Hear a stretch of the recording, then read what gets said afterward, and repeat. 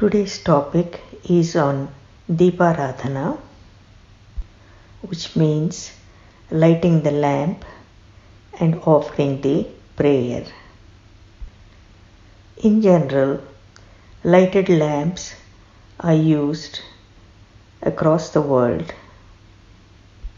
in many cultures and traditions. In the Vedic tradition, light is considered as a symbol of auspiciousness, prosperity, and abundance. In almost every Indian home, across the country, whether it is rural or urban. A lamp is lit daily before starting a puja and also in the evenings. This light of the lamp in the Vedic tradition is worshipped as Divine Himself, as Paramatma Himself. We lit a lamp and bow down to the lamp, which is in the form of knowledge, and this knowledge or Brahma Vidya is considered as the greatest form of wealth. These lighted lamps are also called diya, and a diya, the lighted lamp, is a symbol of Goddess Lakshmi, Devi Saraswati and Devi Durga. This diya symbolizes the divine energy which can drive away the darkness of ignorance and sorrow and reveal the true knowledge. These lamps can be made from earth, from bronze, copper, silver or gold. Or some of them have even 5 metals. Stainless steel is not the chosen metal, although many are using it nowadays because it is easy to clean. After lighting the lamp, then one places kumkuma or vermilion and haldi or turmeric on the edges of the lamp holders and place akshatas or the rice grains near the lamp holders. So while lighting the lamps, then certain slokas or Sanskrit verses are read, and these are referred to as Deepa Slokam, Deepa Vandana or Deepa Jyoti Mantra. The preferred oil for the lamps is in general ghee, but also other oils are used, pure oils like sesame oil. The light emanating from the ghee lamp is meant to remove the darkness, the ignorance and the evil. This light of the ghee lamp is meant to bring in prosperity as well as knowledge and wisdom. This light of the ghee lamp is meant to bring liberation. In this tradition, children are taught to light the lamps at home and feel the positive vibration and energy. In addition to lighting the lamps at the puja time and during special rituals, these diyas are lit also at the sandhikal or the transition period and during the evening at dusk. The sandhikal or the transition period is usually referred to a duration of 48 minutes, which is supposed to be 2 ghatikas before sunrise and after sunrise. It is said that during sandhikal there are negative energies present in the environment, and so the Vedic tradition has recommended lighting these lamps and reading the mantras to ensure protection. Protection from any harm, negativity, or any kind of disturbance or violence. Again, the same thing is done at dusk or in the evening time after performing the sandhya. This light of the lamp is lit in the temple or at home. In many homes, the diya is left put near the tulsi plant, which is referred to as tulsi ma, in the courtyard. Many times the lamp is allowed to stay on for 24 hours, and then it is referred to as Akhanda Jyoti. And this is done usually during special rituals and celebrations, and also in many temples. The lighting of the lamp also has many scientific reasons, and especially placing it near the tulsi plant and even in the home creates a protective sheath of sattvic waves or vibrations from the deities around the house. These positive vibrations then remove a lot of the negative energies in the atmosphere and in the home. It is said in general that during the evening sandhikal, there is a lot of negative energies floating in the environment. And so many recommendations are given from the Vedas, and to avoid certain things. Especially one should be careful about eating and drinking and commencing any auspicious actions, or doing any money transactions, or embarking on a journey, or indulging in behavior which is not sattvic and which is promoting violence and negativity. And it is also said not to sit at the banks of the rivers other than Ganga during this time of the dusk. River Ganga is called Gangotri, the one which provides a flow of sattvic vibrations laden with the Shiva consciousness.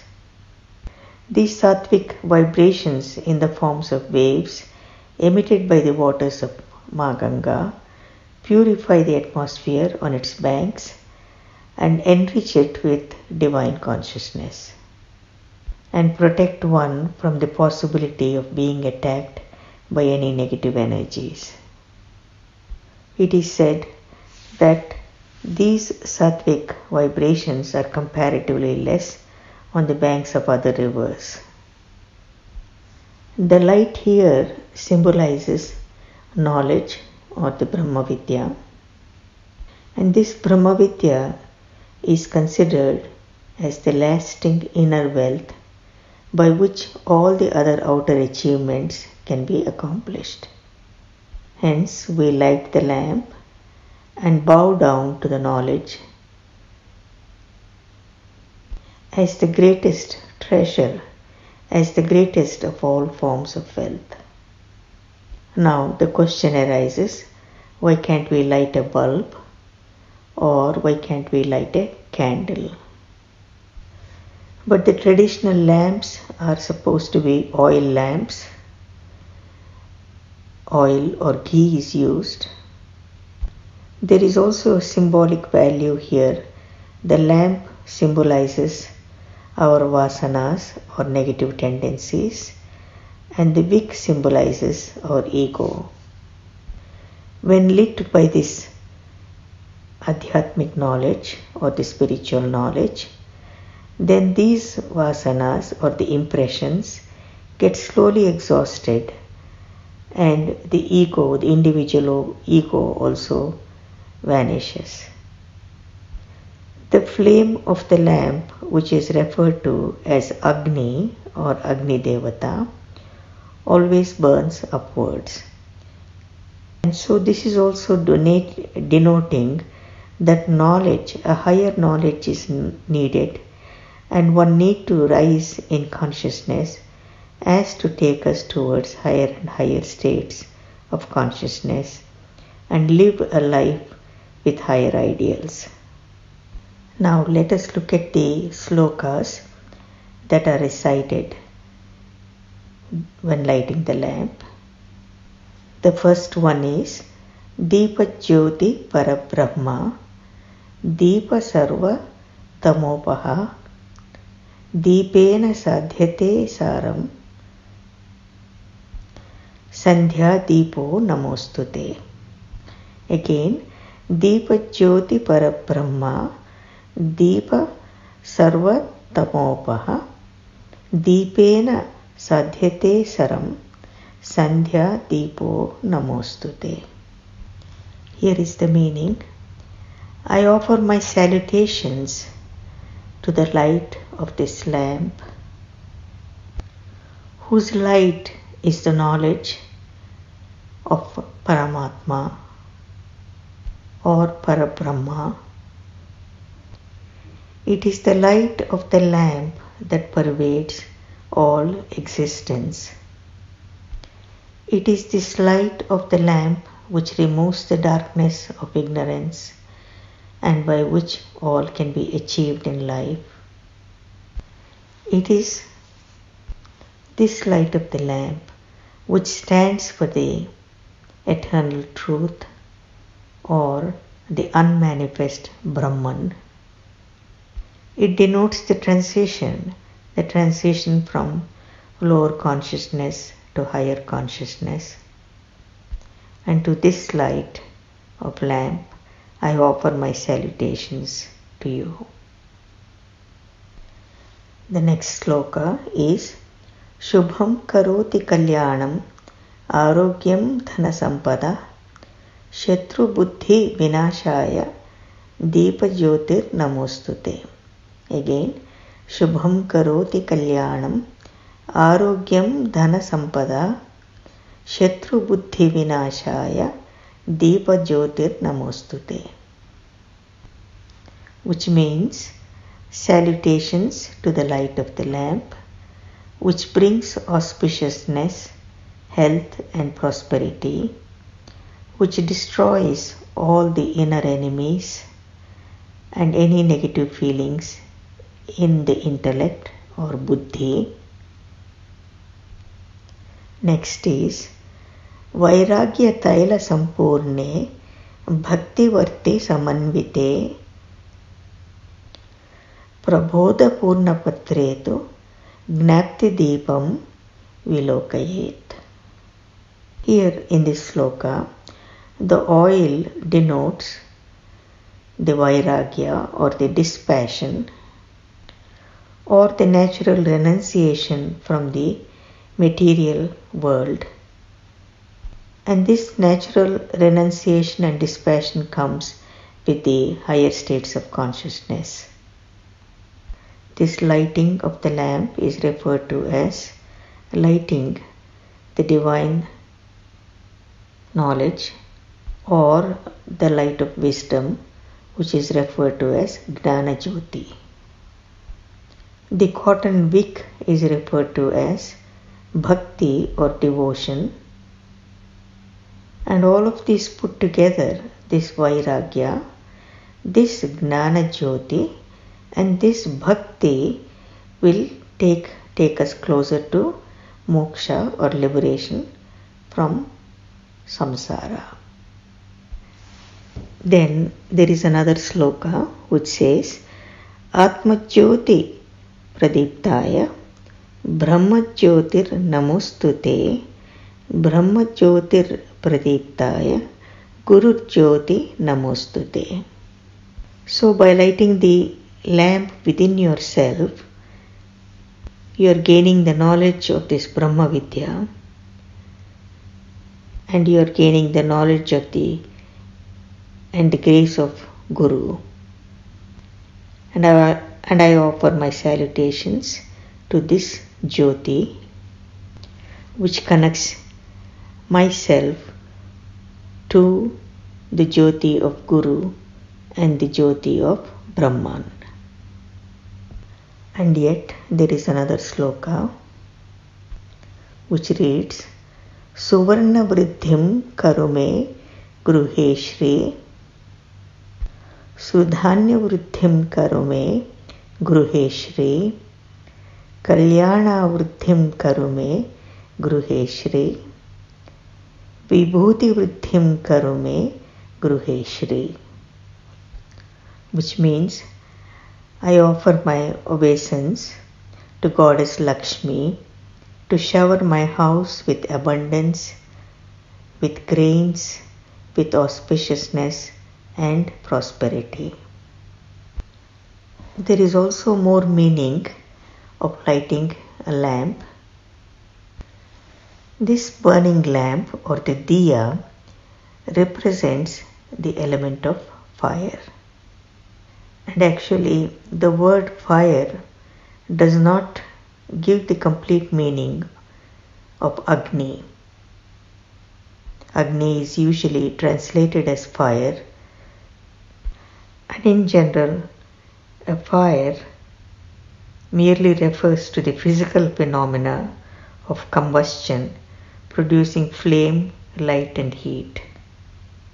But here Agni refers to as Agni Devata, and one of the most important Vedic Devatas or deities. He is the first Deva mentioned in the very first mantra of Rigveda Samhita. And this Agni is one of the 5 principal elements of this material creation. And this Agni Deva plays a very dharmic role.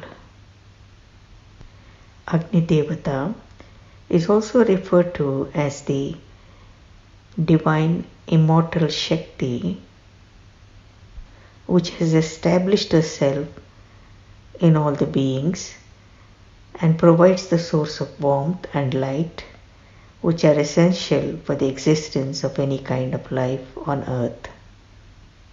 And this Agni Deva expresses himself in 3 ways or at 3 different levels of existence.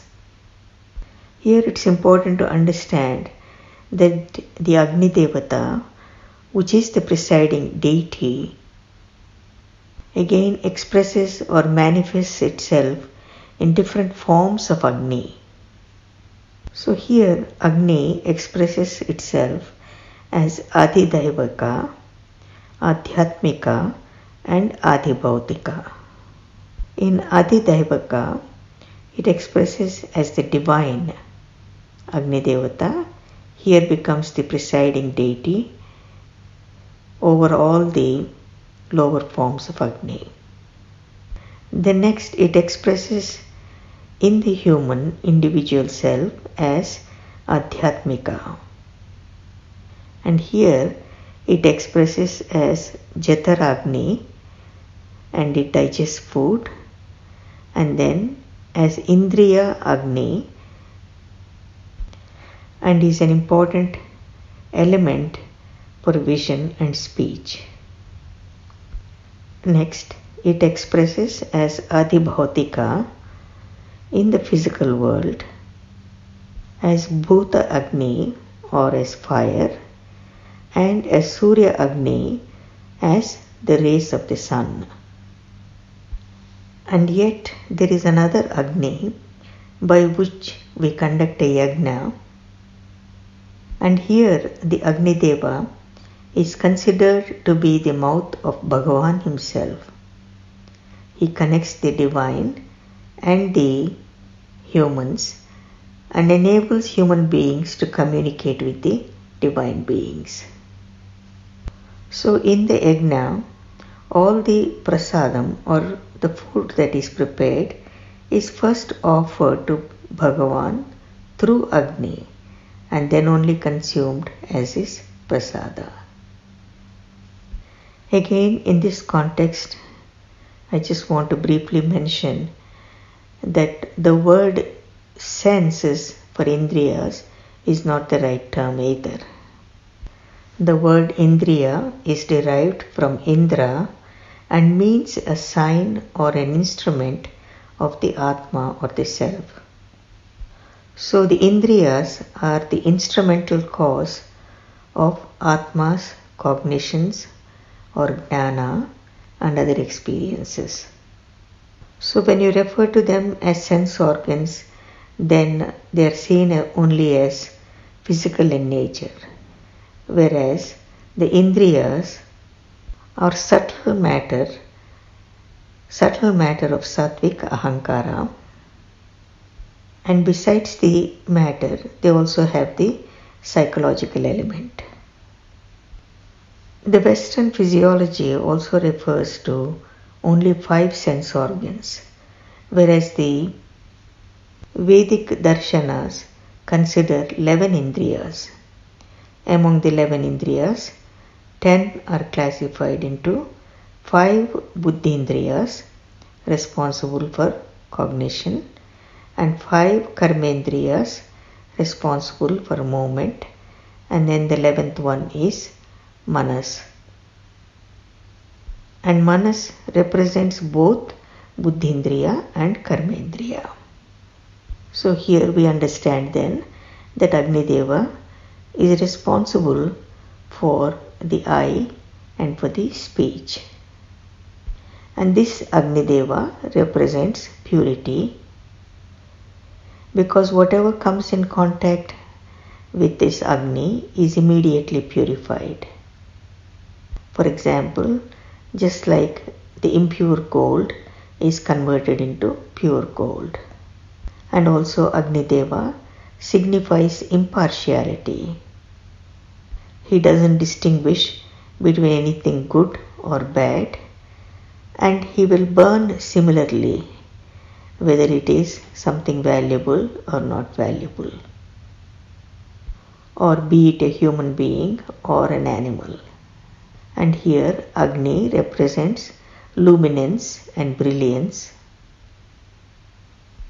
So when the ghee lamp is lit and kept nearby, then it creates an aura of illumination and many sattvic vibrations. So this radiance of the lamp sets forth electromagnetic waves that open up the mind and activate the sensory areas of the brain. They enhance the function of the brain and improve concentration and attention. They purify the environment and they absorb all the impurities. And especially when cow ghee is used, this cow ghee is meant to have sattvika guna, so it has a calming effect on the brain. And further, it rejuvenates both the gross as well as the subtle mind and raises the sattva in the mind and emotions. Because it is only a sattvic mind which is drawn to knowledge, which is drawn to devotion, and which wants to seek and gain liberation. Finally, this lamp of knowledge also denotes one being illuminated with the knowledge, with this Paravidya or Brahmavidya, the higher knowledge. And when one has gained this knowledge, just like a lamp can be used for lighting several other lamps and bring forth many fold increase in the light in the room, and it doesn't lose its strength. Similarly, when one is illumined by this lamp of knowledge, then one can share this knowledge and light or illuminate others with this knowledge, with this deep understanding that it does not diminish one's own knowledge. So here, finally, I would say, what we are lighting here is the lamp of knowledge, the lamp of wisdom, the lamp which shows us the way to gain liberation. I will end here now. Jai Gurudev, Loka Samasta Sukhino Bhavantu. I would like to end with this one verse. Om Asatoma Satgamaya Tamasoma Jyotirgamaya Mrityorma Amritangamaya Om Shantihi Shantihi Shantihi. Here Om refers to Paramatma, and we are saying, O Paramatma, keep me not in the phenomenal world of unreality, but make me go towards the reality of eternal self. O Paramatma, keep me not in the ignorant state of darkness, but make me go towards the light of this Adhyatmic knowledge, or Brahma Vidya. O Paramatma, keep me not in the world of mortality and the ever-changing phenomena, but make me go towards the world of immortality, which is the never-changing phenomena and self-realization. Om, peace, peace and peace. Jai Gurudev.